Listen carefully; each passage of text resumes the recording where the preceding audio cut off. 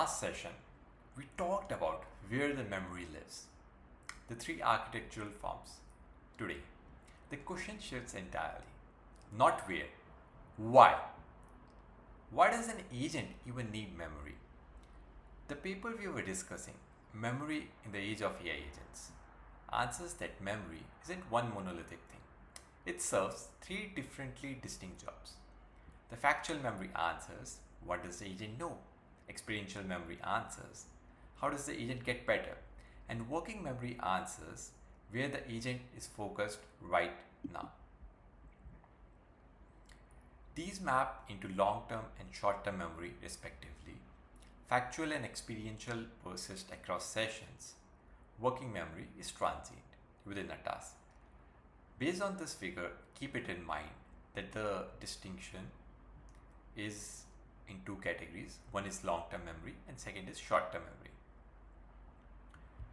First, the factual memory is the agent's declarative knowledge base, and it splits between into two axes. The user factual memory, everything about the person the agent is talking to, their preferences, history, goals, commitments across the sessions. Environment factual memory, everything about the world that the agent operates in, what documents exist, what tools are available, and what other agents can do. Without this, every single conversation starts from scratch. The agent is polite, capable, yet amnesiac or long short-term memory loss. When factual memory works, it enables three things. Consistency. The agent doesn't contradict itself across turns. Coherence. The agent responses connect meaningfully to past context. And the final, third, adaptability. The behavior actually personalizes over time, and this is one of the ways how we build hyper-personalized agents. These are also the exact failure modes you see in a lot of production chatbots that lack it. Experiential memory. This is the one that I find most interesting philosophically.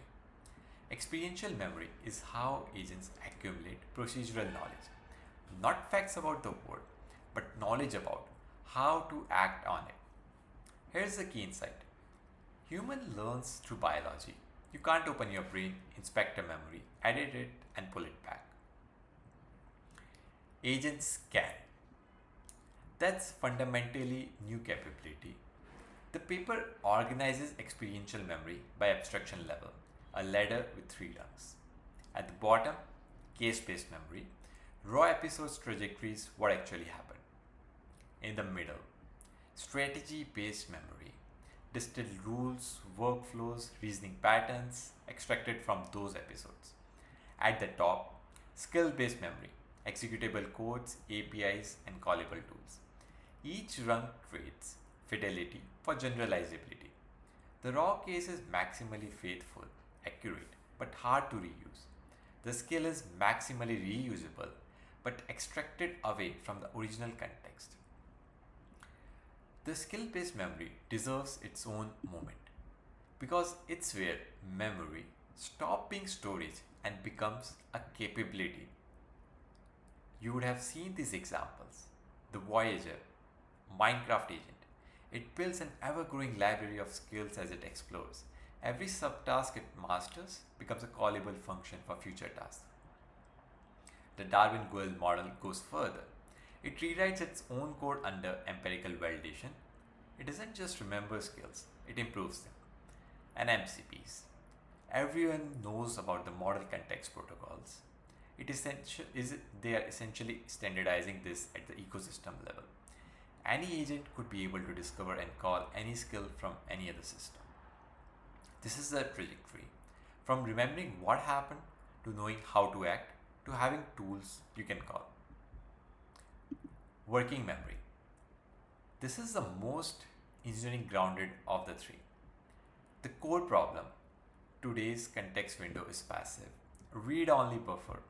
Everything piles with equal weight, it fills up, old thing gets pushed out and the agent loses the thread. There's no selection, no prioritization, no active management.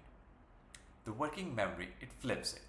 It makes a context window active, writable, and interference resistant. The paper splits it by interaction type. In a single turn, the problem is compression.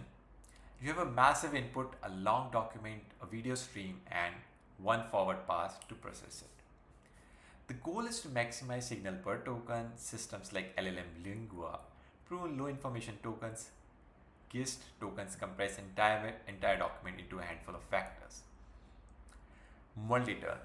The problem is state maintenance. Over 50 turns, history accumulates, goals drift, and the attention budget saturates. The solutions are: first, the state consolidation, mapping the history into a fixed size state. Then comes hierarchical folding, compressing completed subtasks.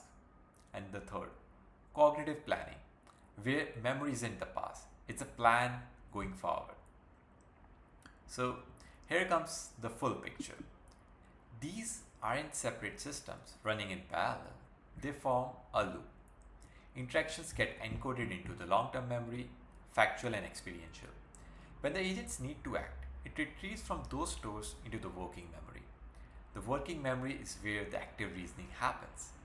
The output of that reasoning produces new interactions, which get encoded back into the long term memory. That loop, encode, retrieve, reason, act, is a cognitive engine of the persistent agent. Memory isn't a feature you bolt into an LLM. It's what transforms a stateless text processor into something that can learn, adapt, and persist over time. That's it for this session, and see you in the next one.